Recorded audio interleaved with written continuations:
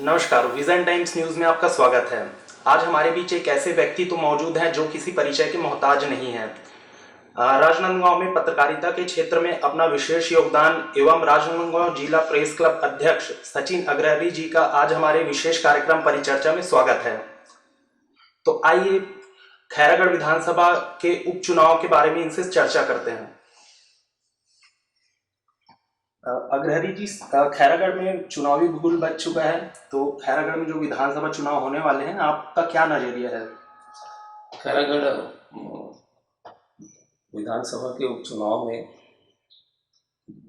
का बिल्कुल बच चुका है। लगभग 10 प्रत्याशी मैदान में हैं। भाजपा, कांग्रेस और जो भी कांग्रेस के अलावा 10 प्रत्याशी मैदान में हैं और दोनों पार्टियों ने वहाँ भाजपा और कांग्रेस ने जातिगत आधार पर टिकट दी है, इसलिए काफ़ी रोचक मुकाबले के आसार इस बार दिखाई दे रहे हैं। सचिव जी, खैरागढ़ विधानसभा में क्षेत्र के लिए कौन कौन से अहम मुद्दे हैं? देखिए, अहम मुद्दा वहाँ सबसे ज़्यादा जो है वो खैरागढ़ को जिला बनाने का सामने आ रहा है। इसके साथ साथ विकास कामों को लेकर भी लोगों में काफ़ी अपेक्षाएं हैं और जो मूलभूत सुविधाओं से जुड़े जो काम हैं उनको लेकर भी लोग वहाँ अपनी आवाज़ सामने रख रहे हैं। जैसे कि आपने बताया कि 10 प्रत्याशी मैदान में हैं, तो भाजपा, कांग्रेस, जनता कांग्रेस, शिवसेना, तो इन पार्टियों के प्रत्याशियों को आप किस तरह से देखते हैं? देखिए, वहाँ जो मुख्य मुकाबला जो अभी चुनाव के प्रचार के शुरुआती दिनों में जो दिखाई दे रहा है वो वस्तुतः बीजेपी और कांग्रेस के बीच ही कांटे की टक्कर की स्थिति है। चूँकि दोनों दलों ने जातिगत आधार पर वहाँ टिकट का वितरण किया है, वहाँ लोधी समाज के बाहुल्यता वाले विधानसभा है, इसके कारण वहाँ पर जो निर्णायक स्थिति आएगी वो निर्णायक स्थिति साहू समाज और आदिवासी समाज के वोटर ही फैसले को अपनी मुहर लगाएंगे। अच्छा, पिछले विधानसभा के कार्यकाल को आप किस नज़रिए से देखते हैं? देखिए, वहाँ पर पिछला चुनाव जो भी कांग्रेस के देवव्रत सिंह जी ने जीता था और उस दौर पर मुख्य मुकाबला उनका भाजपा के साथ हुआ था। अभी वर्तमान में भाजपा ने जिनको टिकट दी है, कोमल जमघेल जी को, उस समय भी भाजपा ने उन्हें प्रत्याशी बनाया था। वो लगभग 800 वोट से पराजित हुए थे। और रही बात पिछले चुनाव में देवव्रत सिंह जी के कार्यकाल का, तो उन्होंने काफ़ी वहाँ पर विकास काम कराया है। हम ये कह सकते हैं कि राजनांदगांव जिले के 6 विधानसभाओं में सर्वाधिक यदि कहीं विकास काम हुए हैं तो वो खैरागढ़ विधानसभा में हुए। अच्छा, अग्रहरि जी, जैसा कि देवव्रत सिंह जी के निधन के बाद अभी इस चुनाव में राजकीय परिवार को टिकट नहीं मिला है, तो ये क्या चुनावी समीकरण को किस तरह से प्रभावित कर सकते हैं? बिल्कुल, क्योंकि अभी तक आज़ादी के बाद से खैरागढ़ विधानसभा में हमेशा राज परिवार के लोगों को ही उम्मीदवार बनाया गया था। उनका वनांचल इलाके से लेकर शहरी इलाकों में अच्छा खासा प्रभाव है। पद्मा देवी सिंह जो देवव्रत सिंह जी की पहली पत्नी हैं, उन्होंने टिकट की मांग भी की थी, लेकिन उन्हें टिकट नहीं मिली। लेकिन अभी ऐसा बताया जा रहा है कि कांग्रेस के नेताओं ने उनसे बातचीत की है और वो कांग्रेस के पक्ष में प्रचार भी कर रही हैं।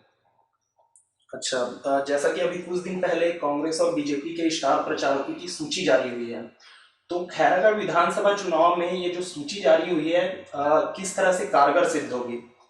बिल्कुल, देखिए, जो बीजेपी की जो स्टार प्रचारकों की सूची जारी हुई है उसमें मध्य प्रदेश के मुख्यमंत्री शिवराज सिंह चौहान जी हैं, ज्योतिरादित्य सिंधिया है। तो हमारा खैरागढ़ की जो भौगोलिक स्थिति है उसमें मध्य प्रदेश से हमारी बॉर्डर इलाका आता है, तो मुझे ऐसा लगता है कि उधर से वोटरों को साधने के लिए शिवराज सिंह जी को लगाया गया है। इधर कांग्रेस ने भी अपने पूरे दिग्गज नेताओं को बूथ से लेकर सेक्टर और ब्लॉकों में पदस्थ किया है। लगातार सभाएं और कार्यकर्ताओं को रिचार्ज करने का काम शुरू हो गया है।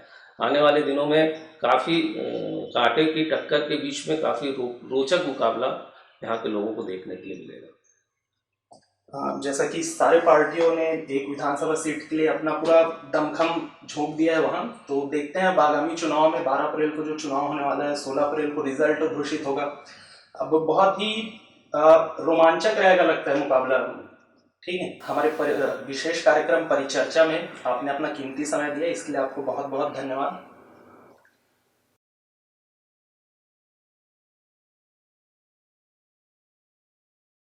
नमस्कार, विजन टाइम्स न्यूज़ में आपका स्वागत है। आज हमारे बीच मौजूद हैं राजनांदगांव जिले के वरिष्ठ पत्रकार जितेंद्र मिश्रा जी। आज हम इनका अपने विशेष कार्यक्रम परिचर्चा में स्वागत करते हैं। खैरागढ़ में चुनावी बिगुल बज चुका है और आगामी दिनों में खैरागढ़ में विधानसभा चुनाव होने वाले हैं।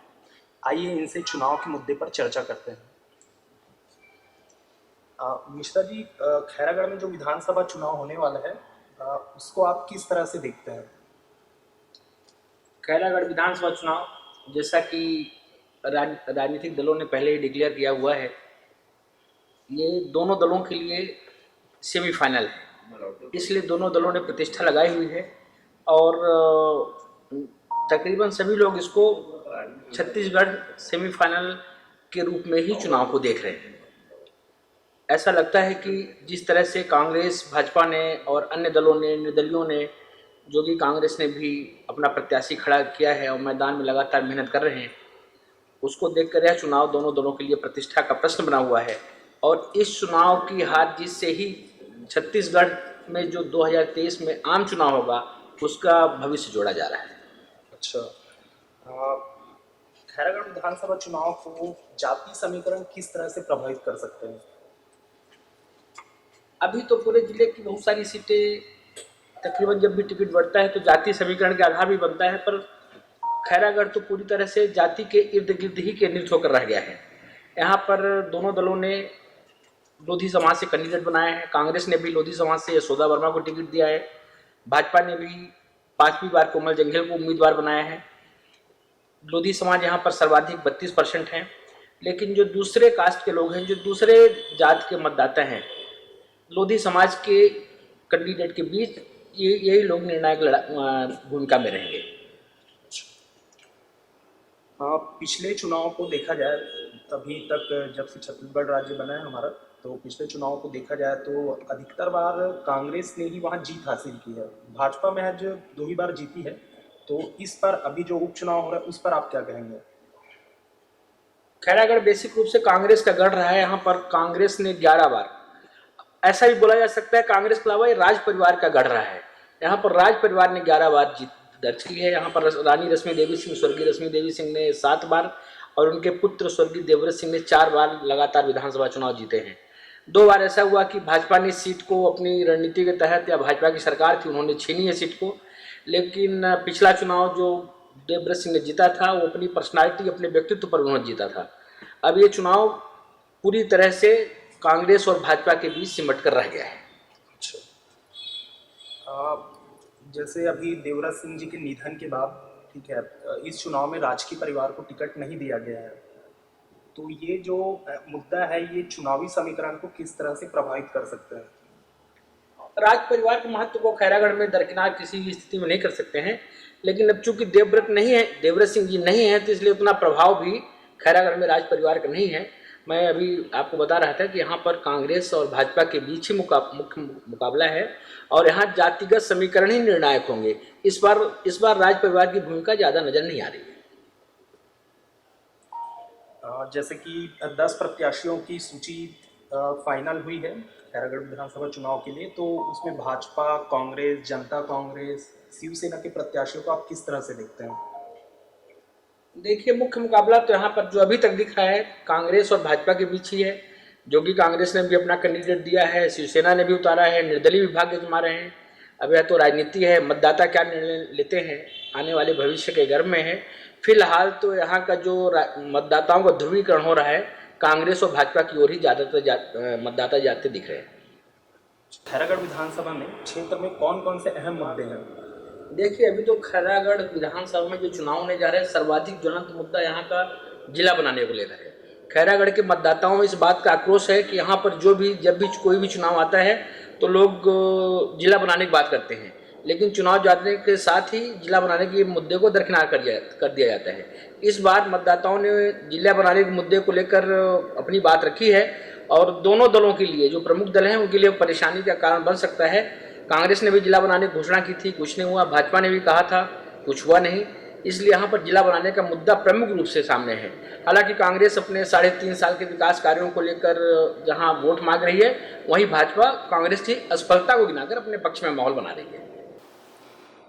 हमारे विशेष कार्यक्रम परिचर्चा में आपने अपना बहुत ही कीमती समय दिया, उसके लिए आपका बहुत बहुत धन्यवाद। थैंक यू भाई। ओके।